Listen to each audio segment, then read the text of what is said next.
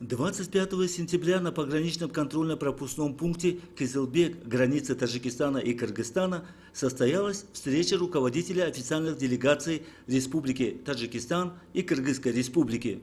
Встреча прошла под руководством председателя Государственного комитета национальной безопасности Республики Таджикистан Саймумина Ятимова и председателя Государственного комитета национальной безопасности Кыргызстана Камчебека Ташиева, на которой стороны еще раз подчеркнули о необходимости продолжения переговоров и решения существующих проблем дипломатическим путем. Саймумин Ятимов и Камчебек Ташиев, председатель Сагдийской области и председатель Баткенской области, обменялись мнениями по вопросам реализации подписанного протокола и укрепления мира и стабильности на линии государственной границы Республики Таджикистан и Кыргызской Республики.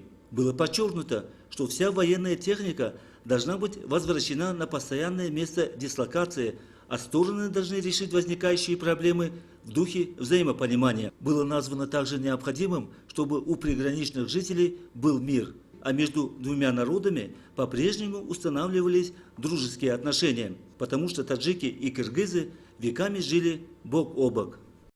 Я со стороны кыргызской стороны обязуюсь выполнить все пункты подписанных протоколов и точно такое же отношение требуется со стороны наших уважаемых соседей.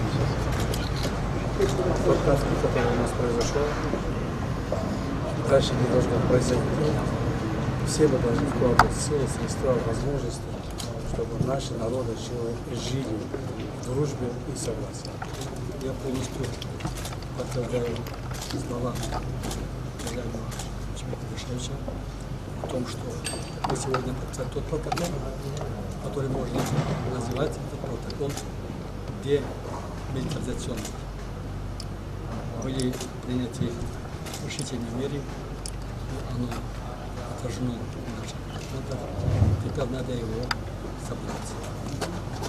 Мы одновременно тоже провели переговоры здесь, за кулуарами, и сошлись со мнением, что ни в коем образом на таджикской, кыргызской, кыргызско-таджикской государственной границе не должно быть больше никаких конфликтов. Я бы хотел воспользоваться моментом и обратиться к средствам массовой информации в том, что мы все должны быть очень осторожны с использованием слов, с использованием дефиниций и терминологии. Быть очень-очень осторожны. Мои слова относятся прежде всего к средствам массовой информации, отдельным блогерам, отдельным политикам. Поэтому каждое слово может действительно навредить делу. Я бы хотел ради подробности привести слова Аристотеля, который потом в течение 2500 лет разные ученые прокомментировали. Он говорит так: неграмотный человек стоит вне политики. Сначала ему необходимо обучать азбуке. Без этого не может быть политика. Без этого есть слухи, сплетни, сказки и предрассудки. Конец цитаты. В таких трагических случаях во выборе слов, выражений, терминологии, дефиниций мы должны быть очень и очень осторожны. Я тоже заявляю отдельные разговоры, которые мы сегодня с уважаемым Чебеком Ташиевичем говорили. О том, что наступит мир на таджикско-кыргызской земле, если мы будем строго следовать подписанных протоколов и документов. Поэтому я призываю всех, чтобы ознакомиться с этим протоколом. Протокол не является секретным. И 39-й протокол, и 42-й протокол, и другие документы. И при комментарии строго следовать нормативно-правовым актам. Мы все работаем, когда готовим соответствующие документы, в духе римского права. Оно именно регулирует общественные отношения двусторонних и международных отношений. Там есть в этой теории один очень интересный принцип.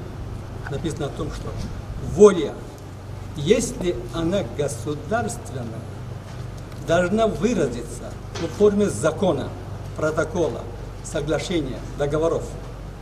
и обеспечиваться аппаратом, способным ее реализации. Иначе она, эта воля, есть ничем иным, как пустой звон, пустой вибрации воздуха.